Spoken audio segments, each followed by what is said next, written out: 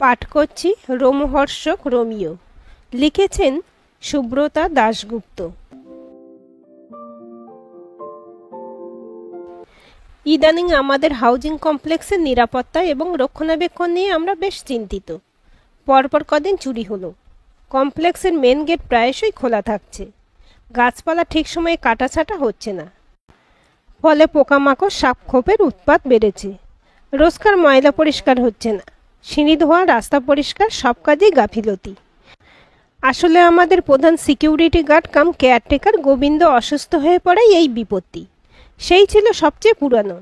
যদিও সে মূল নিরাপত্তারক্ষী হিসেবে কাজে ঢুকেছিল, কিন্তু সব কিছু দেখাশোনার ভার সে নিজে থেকে ঘাড়ে নিয়েছিল এবং যত্ন সহকারে সব কাজ করত। আমরাও নিশ্চিন্ত ছিলাম। কিন্তু কিছুদিন যাবৎ তার শরীর ঠিক নেই, বয়সও হয়েছে। সব মিলিয়ে এত দায়িত্ব সে আর নিতে পারছে না। আমরাও পড়েছি বিপদে। শেষ পর্যন্ত সব দিক ভেবেচিন্তে সিকিউরিটি সার্ভিস সেন্টারে নতুন একজন সিকিউরিটি গার্ডের জন্য আবেদন করা হলো।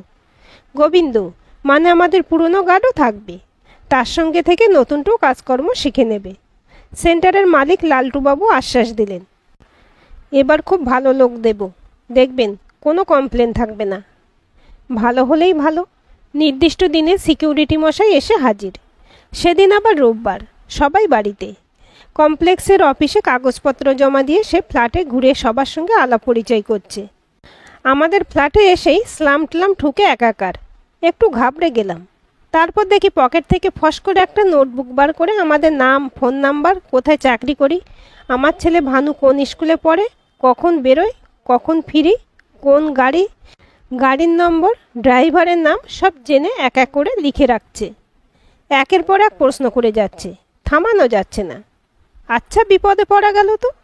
শেষে যখন জিজ্ঞেস করলো আমরা কাতলার কালিয়া খাই না দই মাছ, তখন আমার ভয়ানক রাগ হলো।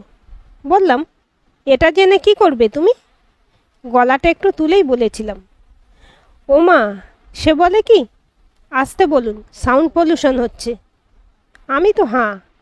তারপর বলল, আপনাদের ভালো করে চিনতে হলে খাদ্যাভ্যাসটা জানা খুব জরুরি, বুঝলেন না? আমি এবার উল্টে জিজ্ঞেস করি, আচ্ছা, আমাদের সম্বন্ধে তো অনেক কিছু জানলে, তোমার পরিচয়টা দাও তো বাপু। সে গম্ভীর গলায় বলল, আমার নাম বাপু নয়, রোমিও। আমরা আঁতকে উঠি। রোমিও? রোমিও কি পদবী, সারনেম? ওসব নেই, শুধু রোমিও।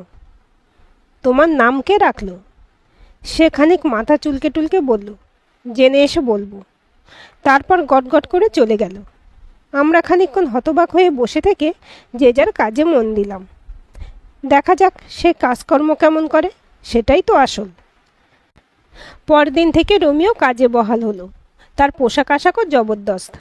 বেগুনি রঙের অনেক পকেটওয়ালা প্যান্ট, হলুদ রঙের জ্যাকেট। সেখানেও পকেটের অভাব নেই। মাথায় সাদা টুপি, এক হাতে নোটবুক আর অন্য হাতে একটা স্টিলের রড জাতীয় কিছু, যার দুদিকে প্লাস্টিকের ঢাকা। সেটার কাজ কি জানতে চাইলে সে বলেছে, বলবো না। যা হোক, রোমিও আর গোবিন্দ মিলে কদিন বেশ ভালোই সামলাচ্ছে। চুরিচামারি নেই। বাগান টাগান পরিষ্কার, ঝকঝক করছে। গোবিন্দও খুশি। বলছে ছেলেটার মাথা খুব সাপ, যা বলছে শিখে নিচ্ছে। কেন যে এই কাজে নেমেছে কে জানে। বললাম, জিজ্ঞাসা করো কোনো এক সময় পেলে, তবে উত্তর দেবে কিনা সন্দেহ। প্রথম দিন প্রশ্নবাণের চোটে রোমিওর চেহারাটাই ভালো করে লক্ষ্য করা হয়নি। বেশ ফর্সা, একটু বেশিই যেন, আঁটোসাঁটো চেহারা, চোখে চশমা, ভালোই পাওয়ার মনে হয়। মাঝারি হাইট, জুতো মোজা পায়ে, সবসময় ফিটফাট। এর আগেকার সব সিকিউরিটি গার্ড, এমনকি গোবিন্দ 12 ঘন্টা করে ডিউটি করত, বেশিরভাগই দিনে। রাত্রির জন্য নাইট গার্ড ছিল। কিন্তু রোমিওর সঙ্গে অন্য চুক্তি। সে টানা 3 মাস থাকবে, তারপর 10 দিনের ছুটি নেবে। অফিস ঘরের পাশে একটা ছোট ঘরে তার থাকার ব্যবস্থা করে দেওয়া হয়েছে। রান্নাবান্নার ঝামেলা সে চায় না, বাইরে গিয়ে খেয়ে আসবে বলেছে। দুপুরের দিকে তাই ঘণ্টাখানেকের ছুটি।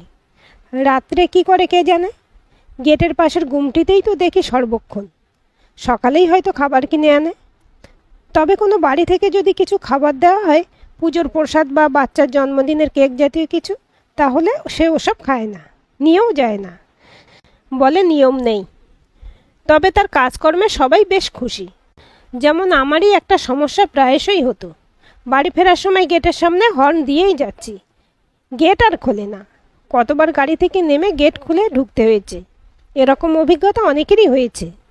এখন দেখছি একেবারে উল্টো, গাড়ি গেটে আসার আগেই দরজা খোলা থাকছে। এরকম দুদিন হওয়ার পর রোমিওকে জিজ্ঞেস করলাম, আগে থেকেই যে দরজা খুলে দিলে, কি করে বুঝলে আমার গাড়ি আসছে?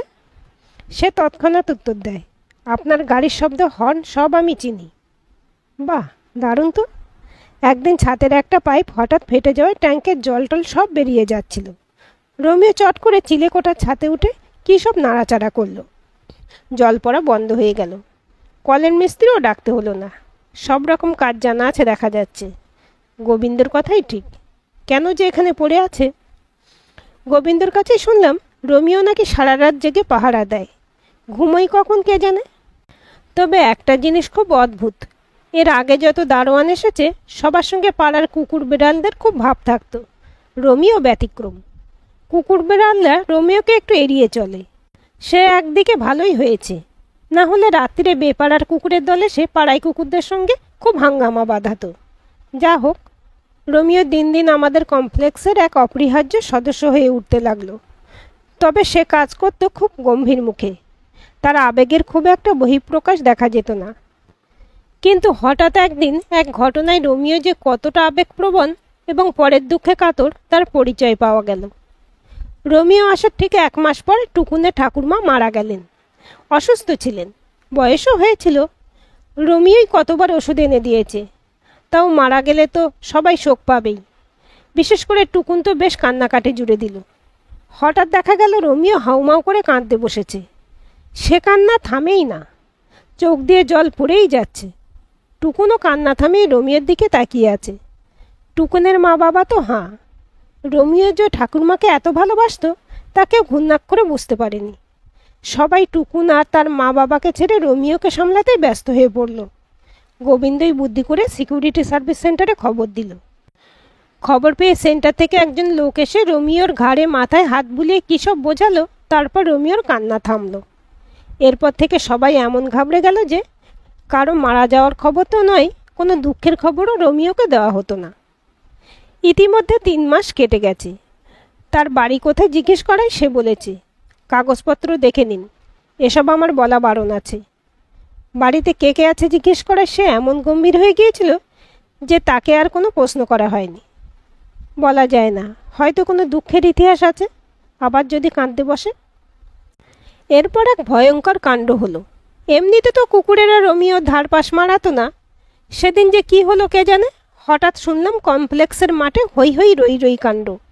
সবাই চেঁচাচ্ছে, রোমিও কামড়াচ্ছে, রোমিও কামড়াচ্ছে, পালাও পালাও। তারপর জানলা দিয়ে নিচে দেখি গোবিন্দর হাত থেকে রক্ত পড়ছে। আমাদের 2 প্রতিবেশী গোবিন্দকে একটা সাইকেল রিকশায় তুলে ডাক্তারখানায় নিয়ে গেলেন। 2-4টে কুকুরও আহত। রোমিও তাদেরকেও কামড়ে দিয়েছে। ব্যাপারটা কি জানতে কমপ্লেক্সের সেক্রেটারি মৃদুলবাবুকে ফোন করে জানলাম। আজ দুপুরে একটা কুকুর হঠাৎ রোমিওকে কামড়ে দেয়, কেন কেউ জানে না। ব্যাস, রোমিও উল্টে দিয়েছে এক কামড়। শুধু একটা না, কাছাকাছি যত কুকুর ছিল সবাইকে কামড়েছে।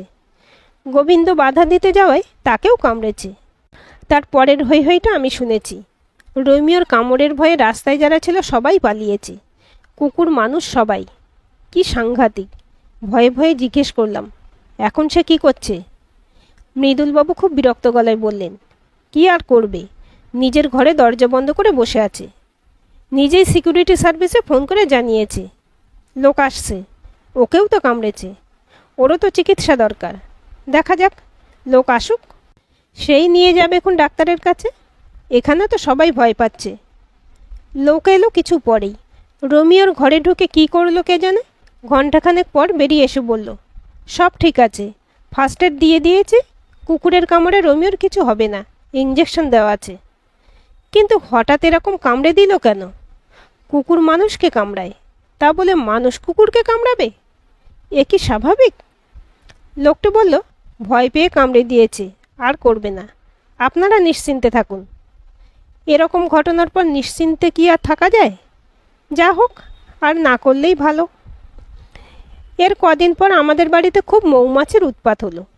এমনিতে জানালায় জাল লাগানো থাকে, জানালার বাইরেই একটা আস্ত আমলকি গাছ আছে, মনে হয় ওখানেই চাক হয়েছে। কোনো সময় জালের ফাঁক দিয়ে মৌমাছি ঘরে ঢুকে এসেছে। আমরা ঘরেতে ভ্রমর এলো গুনগুনিয়ে না গিয়ে রোমিওকে ডেকে পাঠালাম। রোমিও এসেই খপ খপ করে মৌমাছিগুলো ধরে মুখে পুরে দিল। কি কাণ্ড, কি সাহস! বলে গেল ঘরে মৌমাছি ঢুকলেই যেন তাকে ডাকা হয়। পরদিন জানালো সে আমলকি গাছের পাশে কার্নিশের তলায় মৌমাছির চাক খুঁজে পেয়েছে। কোনো ভয় নেই, মৌমাছিরা আর ঘরে ঢুকবে না। দুদিন পর শুনি রোমিও নাকি প্রতিদিন সকাল বিকেল চাকের নিচে দাঁড়িয়ে থাকে আর সুযোগ পেলেই মৌমাছি ধরে খায়। সব ব্যাপারে তো আর সার্ভিস সেন্টারে ফোন করে বিরক্ত করা যায় না, তাই ব্যাপারটা অদ্ভুত লাগলেও চেপে গেলাম। সত্যি বলতে কি, রোমিওর খাদ্যাভ্যাস সম্পর্কে আমরা তো কিছুই জানি না। সে জিজ্ঞেস করেছিল বটে, কিন্তু আমরা তো আর করিনি। কে জানে, ওদের বাড়িতে হয়তো মৌমাছি খায়, তা বলে কাঁচা মৌমাছি। রোমিওর বয়স সম্পর্কে সত্যি বলতে কি আমাদের কোনো ধারণা ছিল না। 20, 30, 40 যা খুশি হতে পারে। শারীরিক শক্তি, চটপটে ভাব, তরতর করে গাছ বা পাইপে ওঠা, এসব দেখলে অল্প বয়সী বলেই মনে হয়। তা বয়সের ধর্ম বলে একটা কথা আছে। রোমিও প্রেমে পড়ল।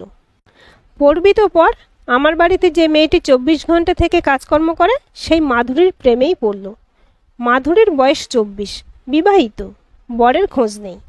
দেখতে ভালোই, অল্প স্বল্প লেখাপড়াও জানে, ভালো রান্নাও করে, আর খুব জোরে জোরে হাসতে পারে।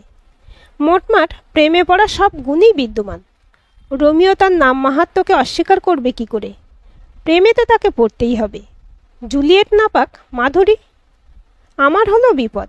মাঝে মাঝেই বারান্দায় রোমিও জুলিয়েটের প্রেমালাপ শুনতে পাই। আমার ধারণা গোটা পাড়া শোনে। আমার দোতলার উত্তর খোলা স্টোররুমে পরিণত হওয়া ছোট্ট বারান্দা যে রোমিও মাধুরীর প্রেমকুঞ্জ হয়ে উঠবে তা আমি স্বপ্নেও ভাবিনি। যা হোক, প্রেমের ফাঁদ পাতা ভুবনে। সম্ভবত রোমিও মাধুরীর অট্টহাসির প্রেমে পড়েছিল, কারণ বারান্দায় দাঁড়িয়ে মাধুরী ঘন্টায় অন্তত 20-25 বার পাড়া কাঁপিয়ে অট্টহাসি দিত। পাড়ার লোকে এবার আমায় অভিযোগ জানাতে শুরু করলো। সামনের ফ্ল্যাটে 10 মাসের বাচ্চা হাসির চোটে চমকে চমকে উঠছে। 4 তলায় মঞ্জু মাসিমা হার্টের রুগী, তার তো দুপুরে ঘুমোনোই দায় হয়েছে। শম্ভু রোজ সকালে সাইকেলে চড়ে খবরের কাগজ দিতে আসে।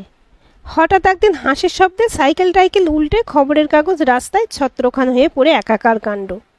মাধুরীকে একটু আস্তে হাসতে বলায় সে এমনভাবে আমার দিকে তাকালো যেন আমি তার সব দাঁতগুলো খুলে দিতে বলেছি।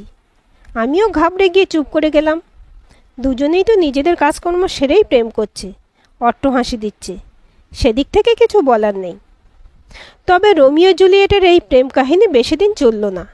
কোত্থেকে মাধুরীর বর এসে হাজির হলো মাধুরীকে নিয়ে যাবে বলে। কেউ খবর টবর দিয়ে থাকবে। আর আশ্চর্যের ব্যাপার, মাধুরীও অনেক দিন পরে বরের দেখা পেয়ে গদগদ চিত্তে বরের হাত ধরে রোমিওর সামনে দিয়ে ড্যাং ড্যাং করে দেশে চলে গেল। এই ঘটনার পর রোমিও এবং আমি বিরহ সাগরে ভাসতে লাগলাম। ভানিও রোমিওর দুঃখে অনেক বিরহের কবিতা লিখে ফেলল। আমি তো তাও সারাদিন বাড়ির কাজকর্মে ব্যস্ত থাকছি, কিন্তু রোমিও তো হামাধুরি হামাধুরি করতে করতে একেবারে শয্যা নিয়েছে। কোনো কাজে তার মন নেই। গোবিন্দ পড়েছে খুব আতান্তরে। মাধুরী যে আর ফিরবে না তা প্রায় নিশ্চিত। ফোনও ধরছে না। আমিও নতুন লোক খোঁজা শুরু করে দিয়েছি, কিন্তু রোমিও নতুন প্রেমিকা কোথা থেকে পাব? আবার সার্ভিস সেন্টারে ফোন করা হলো। অবস্থা গুরুতর। এবার দেখি স্বয়ং মালিক চলে এসেছেন। অফিসে মিটিং বসলো। একপাশে রোমিও ঘাড় কাত করে বসে আছে। ঘুমোচ্ছে কিনা বোঝা যাচ্ছে না, চোখ বন্ধ। সিকিউরিটি সার্ভিসের মালিক লালটুবাবু খুব গম্ভীর আর চিন্তিত মুখে বসে আছেন। মৃদুলবাবুও তাই।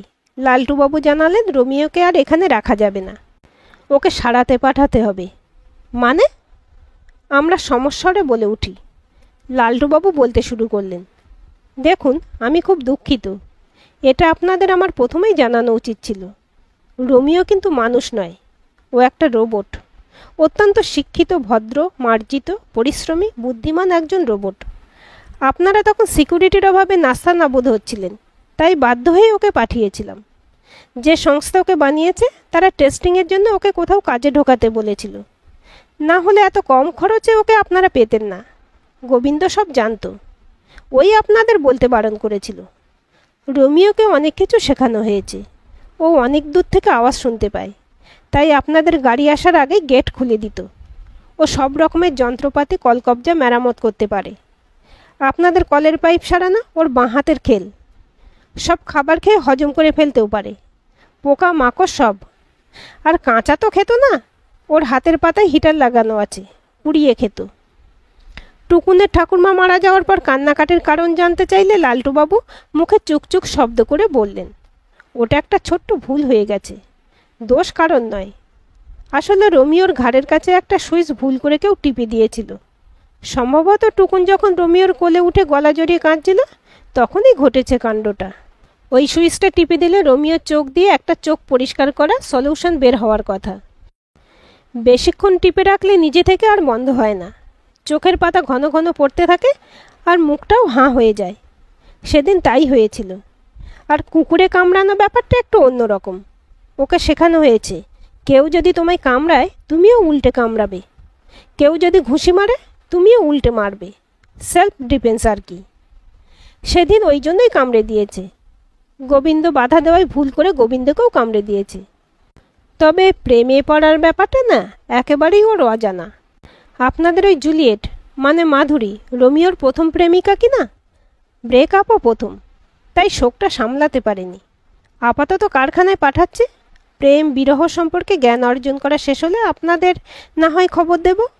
যদি রাখতে চান ও আবার কাজে বহাল হবে। তবে একটা কথা মনে রাখবেন, রোমিওর মতো ভালো ছেলে কিন্তু আর হয় না। এই বলে লালটুবাবু তার কথা শেষ করলেন। রোমিও সেই একইভাবে বসে রইল পুরো সময়টা। শেষে গোবিন্দ আর লালটুবাবু ধরাধরি করে ওকে গাড়িতে তুলতে গেলেন। চারদিকে চেয়ে দেখি সবাই বেশ দুঃখিত মুখ করে দাঁড়িয়ে আছে।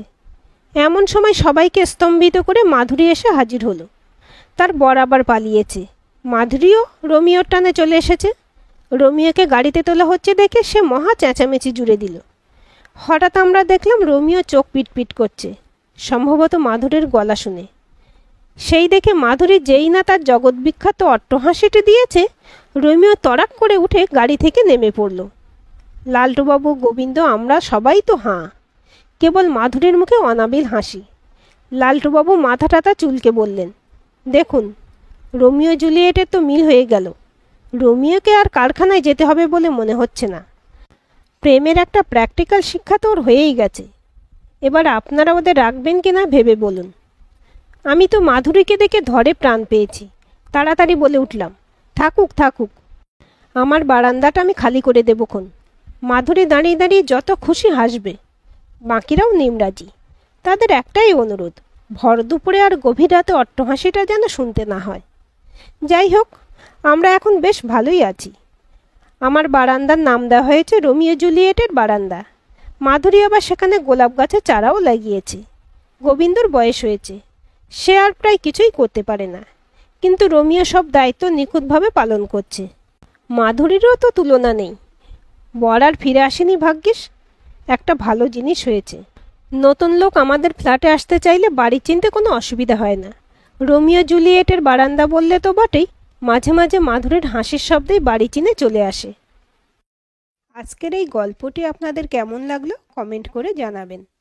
ভালো লাগলে অবশ্যই একটা লাইক দেবেন আর চ্যানেলটি সাবস্ক্রাইব করে সাথে থাকবেন।